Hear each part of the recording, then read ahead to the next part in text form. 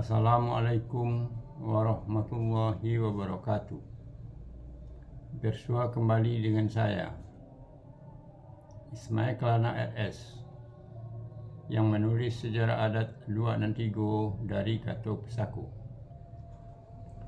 Sebelum saya membacakan tulisan saya, terlebih dahulu saya ucapkan, semoga Allah Subhanahu wa Ta'ala memberikan yang terbaik kepada sanak semuanya, dan semoga selalu sukses dalam karir dan cita-cita. Amin ya Rabbal Alamin. Didulang sadulang lai, pandulang ameh timbago. Diulang saulang lai, menggali sejarah adat Luak Nantigo. Dalam hal ini, saya akan membacakan tulisan saya, yaitu Aditya Warman. Pada tahun 1275 Masehi, Kertanegara, Raja Kerajaan Singosari dari Pulau Jawa, melakukan penyerangan dan penaklukan ke Kerajaan Melayu di daerah Jambi. Penyerangan itu kemudian ada yang menyebut Pamalayu, ada juga menyebut ekspedisi, dan ada juga yang menyebut agresi militer kerajaan. Apapun nama sebutannya, penyerangan dan penaklukan itu adalah yang pertama dilaksanakan oleh Kertanegara, Raja Kerajaan Singosari dari Pulau Jawa ke Pulau Pacu. Pasukan prajurit Kerajaan Singosari itu masuk melalui pesisir pantai bagian timur dari Pulau Pacu dan terus memudiki aliran batang air, yaitu batang air Batanghari di daerah Jambi. Daerah Jambi tidak masuk ke dalam pusat pemerintahan adat bersama Luak Nantigo pada waktu itu, yaitu tahun 1275 Masehi. Luak Nantigo masih tetap memakai pemerintahan adat bersama, yaitu pemerintahan dipegang oleh para datuk dalam setiap daerah di Luak Nantigo. Luak Nantigo pada waktu itu tidak ada kerajaan maupun seorang raja yang berkuasa, dan kerajaan Bukit Batu Patah yang didirikan oleh Nun Alam sudah tidak berfungsi, karena kerajaan Bukit Batu Patah hanya masuk dalam kelarasan adat Koto Piliang dan tidak masuk ke dalam kelarasan adat Bodi Caniago. Ditambah pula, letak daerah Luak Nantigo adalah di pedalaman Pulau Pacu, malah lebih dekat ke pantai pesisir bagian barat Pulau Pacu. Daerah Jambi lebih dekat ke pesisir pantai bagian timur dari Pulau Pacu. Daerah Jambi pada waktu itu, yaitu tahun 1275 Masehi, kerajaannya sudah berdiri dan bernama, yaitu Kerajaan Melayu. Kerajaan Melayu itu adalah bekas dari Kerajaan Sriwijaya yang berada di Hulu Batanghari, Jambi. Raja Kerajaan Melayu pada waktu itu, tahun 1275 Masehi, bernama Sri Tribuanaraya, bergelar Mauli Warmadewa, mempunyai istri 2 orang. Istri yang pertama bernama Mambang Talena, dalam kurung Dewi Kencana, mempunyai anak perempuan bernama Darapeta, masih kecil. Istri yang kedua bernama Indojati, mempunyai anak perempuan bernama Darajingga, juga masih kecil. Dalam penyerangan yang pertama tahun 1275 Masehi itu, pasukan kerajaan Singosari dari Pulau Jawa itu berhasil menguasai dan menundukkan Sri Tribuana Raya Mauli Warmadewa, raja dari kerajaan Melayu di Hulu Batanghari di Jambi, Pulau Pacu, dan juga menguasai daerah Lembah Batanghari sampai ke daerah Sungai Langsek. Kemudian, atas perintah Raja Kertanegara, pasukan kerajaan Singosari mendudukkan orang-orang yang dipercayainya di kerajaan Melayu itu, yang dipimpin oleh seorang yang bergelar Maulia Warman. Sedangkan nama kecilnya ada yang mengatakan bernama Mahesa Anabrang, dan ada juga yang mengatakan bernama Dharmawira, untuk mengawasi segala tindak tanduk dari Raja Melayu Sri Tribuanaraya Mauli Warmadewa. Kemudian, sesudah mendudukkan orang-orang kepercayaan dari kerajaan Singosari itu di kerajaan Melayu, nama kerajaan Melayu diganti dengan nama Dharmasraya. Apakah nama Dharmasraya ada kaitannya dengan nama Dharmawira? Tidak ada catatan dan data yang jelas dan pasti, tapi perlu juga untuk dipertimbangkan. Pada tahun 1275 Masehi itu berdirilah kerajaan Dharmasraya, pengganti kerajaan Melayu di daerah Jambi, Pulau Pacu, dalam kurung Pulau Sumatera. Raja Sri Tribuanaraya Mauli Warmadewa tetap menjadi raja di kerajaan Melayu atau Dharmasraya dan sebagai orang taklukan dari Raja Kertanegara di kerajaan Singosari. Tentu, segala tindak tanduk dan sepak terjang Raja Sri Tribuanaraya Mauli Warmadewa sudah terbatas dan harus tunduk dan patuh kepada peraturan yang dikeluarkan dari kerajaan Singosari dari Pulau Jawa. Dalam istilah sekarang adalah menjadi boneka dari kerajaan Singosari. Sri Tribuanaraya Mauli Warmadewa sebagai seorang raja besar pada zaman itu di kerajaan Melayu Dharmasraya di Jambi merasa kebebasan dan tindak tanduknya atau perbuatannya merasa diawasi dan dikekang oleh Kertanegara, raja kerajaan Singosari di Pulau Jawa, melalui Maulia Warman. Pada tahun 1280 Masehi, Raja Sri Tribuana Mauli Warmadewa mengirim orang utusannya ke negeri Cina menemui Kubilai Khan dengan cara tersembunyi dan rahasia, meminta bantuan Kubilai Khan untuk menaklukkan dan menyerang Kertanegara, raja kerajaan Singosari di Pulau Jawa.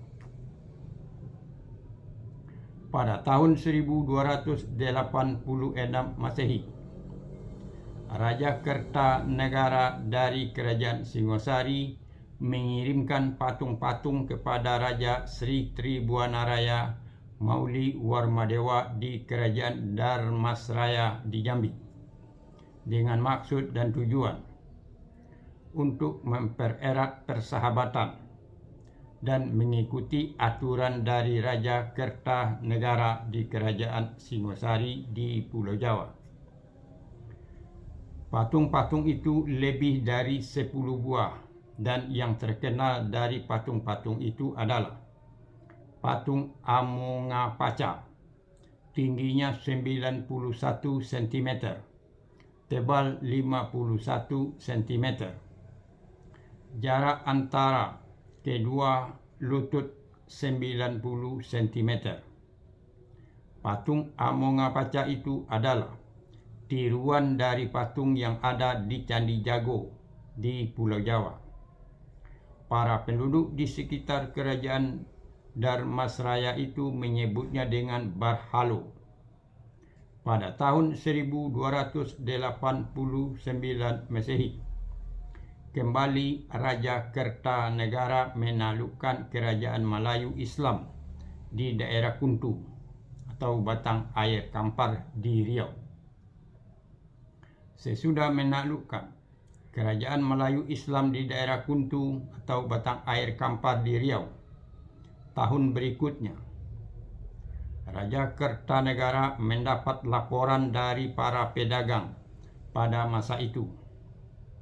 Raja Kubilai Khan dari negeri Cina akan menyerang dan menaklukkan beliau dan kerajaan Singosari di Pulau Jawa. Raja Kertanegara dari kerajaan Singosari di Pulau Jawa mengirim orang utusannya kepada orang kepercayaannya, yaitu Maulia Warman di kerajaan Dharmasraya di daerah Jambi, untuk meminta bantuan kepada Raja Sri Tribhuwanaraya Mauli Warmadewa untuk ikut menangkis serangan dari Kubilai Khan dari Cina seandainya terjadi penyerangan itu di kerajaan Singosari di Pulau Jawa.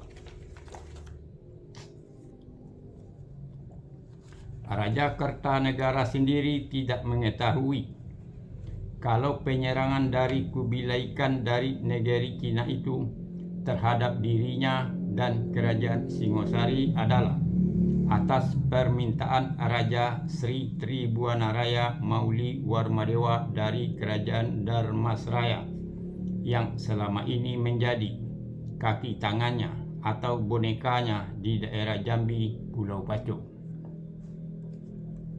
Pada awal-awal tahun 1292 Masehi, terjadi penyerangan dari Kediri yang dipimpin oleh Adipati Kediri bernama Jaya Katuang terhadap Raja Kertanegara di kerajaan Singosari. Pada penyerangan oleh Adipati Kediri Jaya Katuang itu, Raja Kertanegara dan para pembesar kerajaan Singosari mati dibunuh. Ketika Raja Kertanegara mati terbunuh, seorang menantu Raja Kertanegara bernama Raden Wijaya melarikan diri ke Pulau Madura dan diterima oleh Adipati Madura bernama Arya Wiraraja.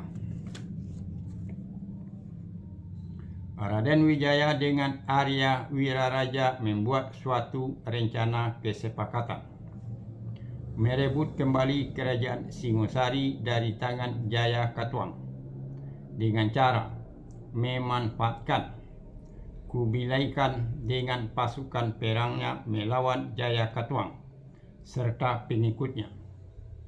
Raden Wijaya sudah mengetahui mengenai Kubilai Khan dengan pasukan perangnya akan menyerang Kertanegara, raja kerajaan Singosari.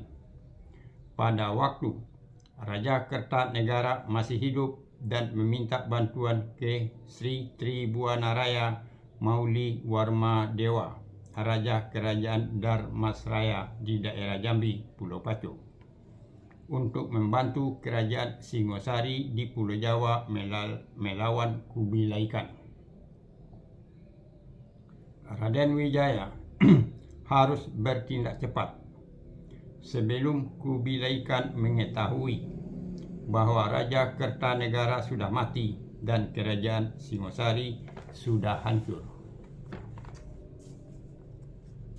Raden Wijaya harus berani mengambil resiko hidup dengan kekuasaan atau mati dengan tidak berkuasa, yaitu dengan jalan berpura-pura menyerahkan diri dan mengabdi kepada Jaya Katuang sambil menunggu kedatangan Kubilai Khan dan melihat situasi di kerajaan Singosari.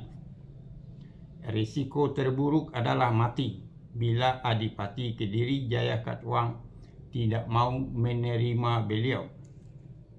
Kalau rencana Raden Wijaya berhasil mengadu Kubilai Khan dengan Jayakatwang dan Jayakatwang kalah, agar rahasia dan siasat mengadu Kubilai Khan dengan Jayakatwang yang dijalankan oleh Raden Wijaya tidak terbongkar dan tidak diketahui oleh Kubilai Khan, Raden Wijaya dengan dibantu oleh Arya Wiraraja bersama para pengikutnya akan menyerang balik Kubilai Khan, karena pasukan Kubilai Khan tentu sudah banyak berkurang dan mati melawan para prajurit Jayakatwang. Itulah rencana dari Raden Wijaya bersama Arya Wiraraja. Bulan-bulan berikutnya, Raden Wijaya kembali ke kerajaan Singosari, menemui Adipati Kediri Jayakatwang menyerahkan diri dengan alasan ingin mengabdi kepada Jayakatwang, dan Adipati Kediri Jayakatwang menerima dan tidak menduga akan siasat dari Raden Wijaya. Pada akhir-akhir tahun 1292 Masehi, Kubilai Khan dengan pasukannya dari negeri Cina benar tiba dan mendarat di pelabuhan Tuban dan di Surabaya di Pulau Jawa untuk menyerang dan menaklukkan Kertanegara, Raja Kerajaan Singosari. Kubilai Khan sendiri pada masa itu tidak mengetahui kalau Raja Kertanegara dari Kerajaan Singosari sudah mati dan Kerajaan Singosari sudah hancur oleh Adipati Kediri Jayakatwang. Kesempatan itu dimanfaatkan oleh Raden Wijaya. Raden Wijaya bergabung dengan Kubilai Khan untuk menyerang Jayakatwang. Pada pertempuran itu, Jayakatwang kalah dan Kediri hancur. Kubilai Khan dengan sisa pasukannya kembali ke pelabuhan Tuban dan berniat untuk kembali ke negeri Cina. Di daerah Tuban, Raden Wijaya dengan dibantu oleh Arya Wiraraja dengan pasukan prajuritnya bersama-sama menyerang Kubilai Khan. Dengan serangan tiba-tiba, Kubilai Khan tentu sangat terkejut sekali dengan penyerangan yang tiba-tiba itu. Apalagi yang menyerang beliau adalah Raden Wijaya, yang waktu menyerang dan berperang melawan Jayakatwang, Raden Wijaya juga ikut membantu beliau. Kubilai Khan adalah seorang yang sudah banyak mempunyai pengalaman dalam berperang di negerinya sendiri di Cina maupun berperang di luar negeri Cina. Namanya sudah terkenal ke berbagai negara pada masa itu. Kubilai Khan dengan sisa-sisa para prajuritnya yang tinggal sedikit berhasil kembali ke negerinya di Cina. Raden Wijaya kemudian mendirikan kerajaan baru bernama Kerajaan Majapahit, pengganti Kerajaan Singosari. Raden Wijaya menjadi Raja Majapahit yang pertama dengan gelar Kertarajasa Jayawardhana. Pada zaman itu, hubungan kabar berita maupun hubungan jalan satu-satunya adalah melalui lautan. Belum lagi menempuh aliran batang air. Jadi, kabar berita dari Kerajaan Melayu atau Dharmasraya di Hulu Batanghari di Jambi, Pulau Paco, akan lama sampainya di Kerajaan Singosari di Pulau Jawa, dan begitu juga sebaliknya. Sri Tribuanaraya Mauli Warmadewa sesudah mendengar kabar berita dari Maulia Warman untuk membantu Kertanegara Raja Singasari di Pulau Jawa melawan Kubilaikan yang akan menyerang Raja Kertanegara. Sri Tribuanaraya Mauli Warmadewa menanggapinya dengan hati-hati, sebab beliau tahu kedatangan Kubilaikan untuk menyerang Kertanegara Raja Kerajaan Singosari adalah atas permintaan beliau sendiri. Maulia Warman melihat dari sifat ragu-ragu Sri Tribuanaraya Mauli Warmadewa Raja Dharmasraya itu. Pada tahun 1294 Masehi, Maulia Warman membawa 2 orang puteri anak dari Sri Tribuanaraya Mauli Warmadewa, yaitu bernama Darajingga yang tertua, yang pada waktu itu sudah dewasa, dan Darapeta adik Darajingga berlain ibu, juga pada waktu itu sudah dewasa pula. Maulia Warman membawa 2 orang anak perempuan Sri Tribuana Mauli Warmadewa untuk dijadikan jaminan kalau Sri Tribuanaraya Mauli Warmadewa tidak mau membantu Kertanegara.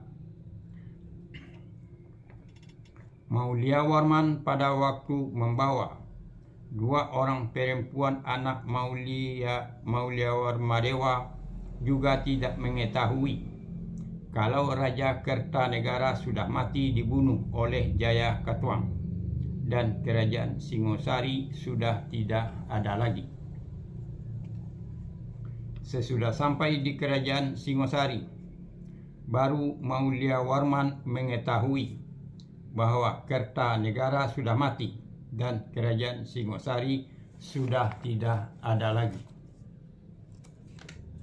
Raden Wijaya Kertarajasa Jayawardana sesudah bertemu dan mendapat laporan dari Maulia Warman, juga membawa 2 orang anak perempuan Sri Tribuanaraya Mauli Warmadewa Raja Kerajaan Dharmasraya di Jambi, Pulau Pacu, yang tertua bernama Darajingga dengan yang bungsu bernama Darapeta.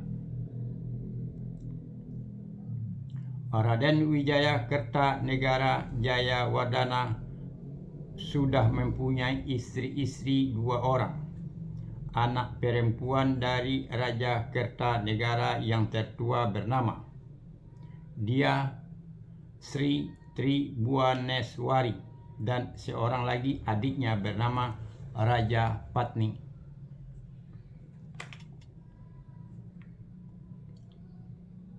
Darapeta diambil pula dan dijadikan istri yang ketiga oleh Raden Wijaya Kertarajasa Jayawardana.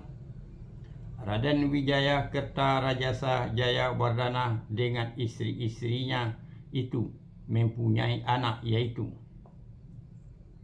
Dia Tribuaneswari melahirkan anak laki-laki bernama Jayanegara. Raja Patni melahirkan anak-anak perempuan semuanya, yang tertua bernama Sri Gitarja. Darapeta melahirkan anak-anak yang tertua laki-laki bernama Jayanegara juga.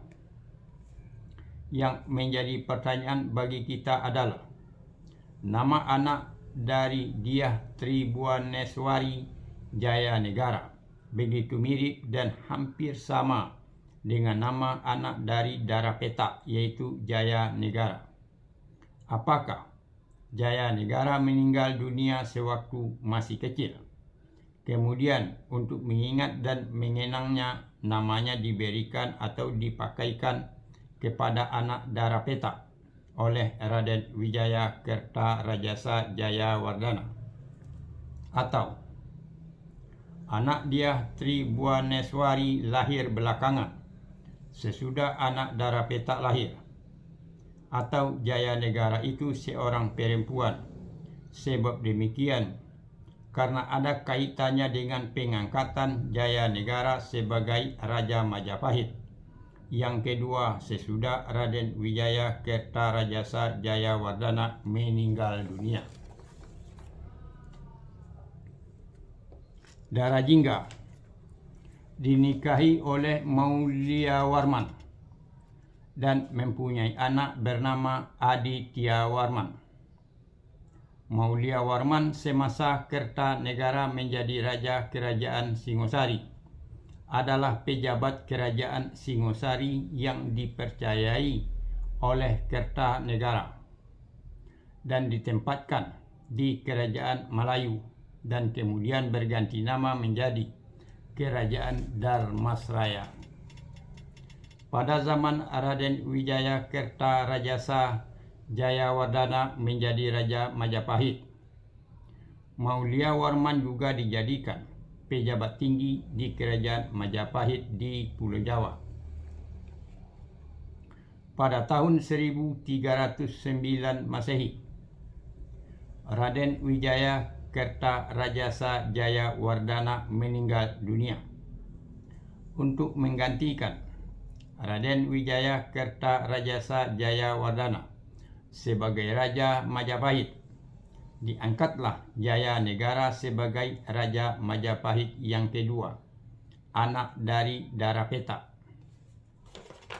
Raja Patni dan Dyah Tribhuwaneswari dan beberapa pejabat tinggi di Kerajaan Majapahit kurang setuju dengan pengangkatan Jayanegara sebagai Raja Majapahit, pengganti Raden Wijaya Kertarajasa Jayawardhana.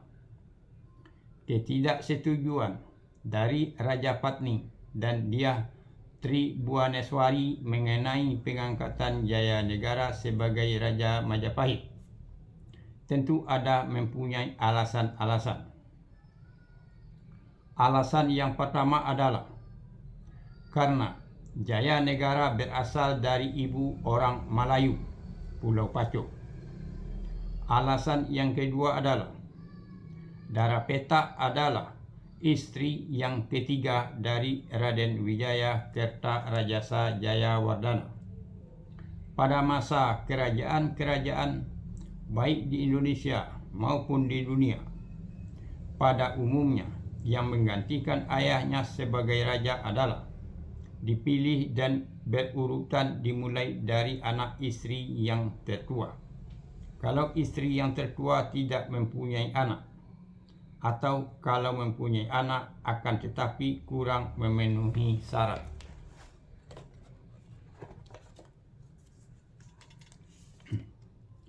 Menurut pendapat mereka di dalam kerajaan tersebut, kemudian pemilihan selanjutnya dialihkan kepada istri berikutnya, yaitu tiba di istri yang kedua ini. Juga begitu kalau dianggap kurang memenuhi syarat sebagai raja, menurut pendapat para pejabat di dalam istana itu, maka pemilihan selanjutnya dialihkan kepada istri selanjutnya, yaitu istri yang ketiga.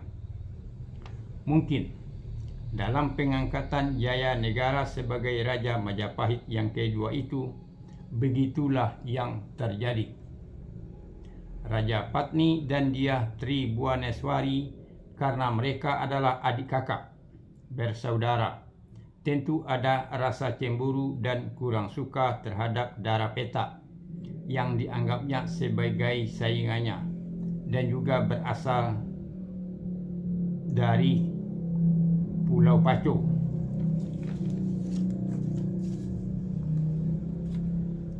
Sesudah menduduki jabatan sebagai Raja Majapahit yang kedua, Jayanegara bergelar Sri. Nama selengkapnya adalah Sri Jayanegara. Sri Jayanegara karena kurang disukai oleh Raja Patni dan beberapa pejabat tinggi dalam kerajaan Majapahit. Terbukti, yaitu dalam pemerintahan Sri Jaya Negara, kerajaan Majapahit mengalami banyak pemberontakan. Pada tahun 1319 Masehi, Sri Jaya Negara terusir dari kerajaan Majapahit. Gajah Mada, seorang komandan pengawal kerajaan Majapahit pada waktu itu, dapat menumpas pemberontakan itu. Dan Gajah Mada berhasil mengembalikan Sri Jaya Negara kembali menjadi Raja Majapahit. Gajah Mada sesudah berhasil memadamkan api pemberontakan itu, Gajah Mada diberikan kenaikan pangkat oleh Sri Jaya Negara sebagai Patih Kahuripan. Kemudian dinaikkan lagi jabatannya sebagai Patih Kediri oleh Sri Jaya Negara. Pada tahun 1328 Masehi, Sri Jaya Negara, Raja Kerajaan Majapahit yang kedua itu, meninggal dunia, mati dibunuh oleh seorang bernama Tanca dengan alasan persoalan perempuan. Pada waktu itu, Aditya Warman dan Gajah Mada merupakan tulang punggung dari kerajaan Majapahit. Aditya Warman sebagai anak dari Darajingga merasa mempunyai hak pula atas kepemimpinan Majapahit sesudah Sri Jaya Negara meninggal dunia, sebab Dara Petak dan Darajingga adalah saudara. Raja Patni pada waktu itu berkedudukan kuat dan tidak mempunyai anak laki-laki sebagai Raja Majapahit. Karena Raja Patni berasal dari Pulau Jawa dan Darajingga berasal dari Pulau Pacu, maka Raja Patni berhasil mendudukkan anak perempuannya yang bernama Sri Gitarja menjadi Raja Majapahit yang ketiga, walau beliau seorang perempuan. Sri Gitarja waktu menjadi Raja Majapahit bergelar Tribhuwana Tunggadewi Jaya Wisnu Wardani. Pada masa pemerintahan Sri Gitarja Tribhuwana Tunggadewi Jaya Wisnu Wardani terjadi pemberontakan Sadeng. Pemberontakan Sadeng itu dapat ditumpas oleh Gajah Mada dan Aditya Warman. Pada tahun 1334 Masehi, Sri Gitarja Tribhuwana Tunggadewi Jaya Wisnu Wardani meninggal dunia ketika melahirkan anaknya laki-laki bernama Hayam Wuruk. Pimpinan kerajaan Majapahit diambil alih oleh Raja Patni. Menunggu Hayam Wuruk dewasa, pada masa kepemimpinan Raja Patni, kerajaan Majapahit mengalami kemajuan. Pada awal tahun 1343 Masehi, Aditya Warman dan Gajah Mada menyerang dan menundukkan Pulau Bali, Pulau Lombok, Pulau Sumbawa sebagian, dan menyerang dan menundukkan Kerajaan Bone di Sulawesi. Aditya Warman dan Gajah Mada selama beliau berdua menjadi prajurit di Kerajaan Majapahit mendapat jabatan-jabatan penting karena jasa-jasa beliau berdua membela mempertahankan raja-raja Majapahit. Aditya Warman di Kerajaan Majapahit oleh penduduk diberi gelar Tuan Waruyu dalam kurung Tuan Bungsu atau Tuan Melayu. Aditya Warman diberi jabatan Werda Menteri atau juga disebut Prawadarata, semacam jabatan Maha Menteri. Statusnya lebih tinggi dari Perdana Menteri. Pada tahun 1343 Masehi, Adityawarman diberi gelar Arya Wangsa Diraja. Beberapa lama kemudian, atas jasa-jasanya, beliau diberi gelar yang lebih tinggi lagi, yaitu Sang Dewa Raja, sebagai orang penting di kerajaan Majapahit. Adityawarman 2 kali diutus oleh kerajaan Majapahit ke negeri Cina. Pada akhir tahun 1343 Masehi atau di awal tahun 1344 Masehi, Adityawarman dan Gajah Mada pergi ke kerajaan Melayu atau Dharmasraya di daerah Jambi, Pulau Pacu, atas nama kerajaan Majapahit untuk menundukkan kembali kerajaan Dharmasraya. Sebab ada terdengar kabar berita di kerajaan Majapahit bahwa Sri Tribhuwanaraya Mauli Warmadewa sebagai raja kerajaan Dharmasraya sudah meninggal dunia. Oleh raja penggantinya, kemudian nama kerajaan Dharmasraya diganti kembali dengan nama kerajaan Melayu.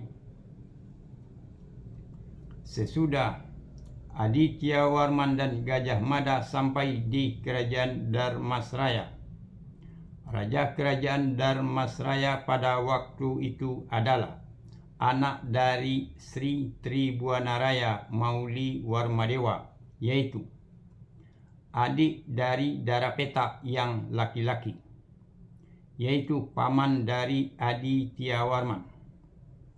Paman Adityawarman itu meminta kepada Adityawarman untuk menjadi raja di kerajaan Melayu di daerah Jambi itu, menggantikan diri beliau. Sebab Adityawarman sudah banyak berpengalaman dalam sebuah pemerintahan di kerajaan Majapahit. Adityawarman adalah seorang yang berambisi tentang kekuasaan dan ingin pula dihormati oleh orang lain.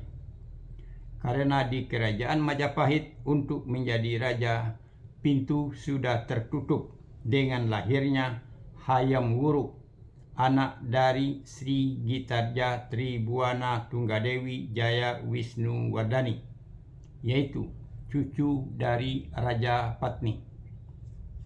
Lagi pula, Adityawarman kurang disukai oleh Raja Patni dan beberapa pejabat tinggi di kerajaan Majapahit. Sebab Adityawarman ambisinya untuk menjadi Raja Majapahit demikian besar, dan ditambah lagi Adityawarman adalah keturunan Melayu di Pulau Pacu. Lebih baik menjadi seorang raja di kerajaan Melayu di Jambi, Pulau Pacu, daripada menjadi prajurit selamanya, walaupun dengan berbagai jabatan di kerajaan Majapahit di Pulau Jawa. Begitulah mungkin pemikiran Adityawarman pada masa itu. Kemudian Adityawarman menerima permintaan pamannya itu untuk menjadi raja di kerajaan Melayu di daerah Jambi. Sesudah Adityawarman menjadi raja di kerajaan Melayu di Jambi, Adityawarman memakai gelar kakeknya, yaitu Mauli Warmadewa. Gajah Mada sebagai sahabat yang sama berjuang dengan Adityawarman tentu merasa kehilangan. Akan tetapi, melihat Adityawarman di kerajaan Majapahit kurang disukai, maka Gajah Mada maklum dan memahami keputusan yang dipilih dan diambil oleh Adityawarman. Walaupun Aditya Warman sudah menjadi raja di Kerajaan Melayu. Beliau tetap mengaku sebagai Werda Mantri, dalam kurung Mantri terkemuka Kerajaan Majapahit. Sesudah Aditya Warman menjadi raja di Kerajaan Melayu itu di Jambi pada tahun 1344 Masehi. Apakah Aditya Warman dan Gajah Mada pergi bersama ke Luar Nantigo di pedalaman Pulau Pacu? Tidak ada catatan sejarahnya yang ditemui. Gajah Mada bersama prajuritnya kembali ke Pulau Jawa dan melaporkan semua kejadian itu kepada Raja Patni di Kerajaan Majapahit. Sebagian dari para pejabat tinggi menganggap Aditya Warman berkhianat kepada Kerajaan Majapahit karena tidak ikut kembali bersama Gajah Mada untuk memperkuat Kerajaan Majapahit. Sebab Aditya Warman lahir dan dibesarkan di Kerajaan Majapahit. Dan sebagian lagi termasuk Raja Patni senang Aditya Warman tidak kembali ke Kerajaan Majapahit. Sebab bagi Raja Patni, Aditya Warman berambisi ingin menjadi raja di Kerajaan Majapahit. Dengan Aditya Warman menjadi raja di Kerajaan Melayu di Jambi, Pulau Pacu, akan bisa menjadi pembela Kerajaan Majapahit di Pulau Jawa. Sebab Aditya Warman dilahirkan dan dibesarkan dalam lingkungan Kerajaan Majapahit. Begitulah pendapat beberapa orang di Kerajaan Majapahit.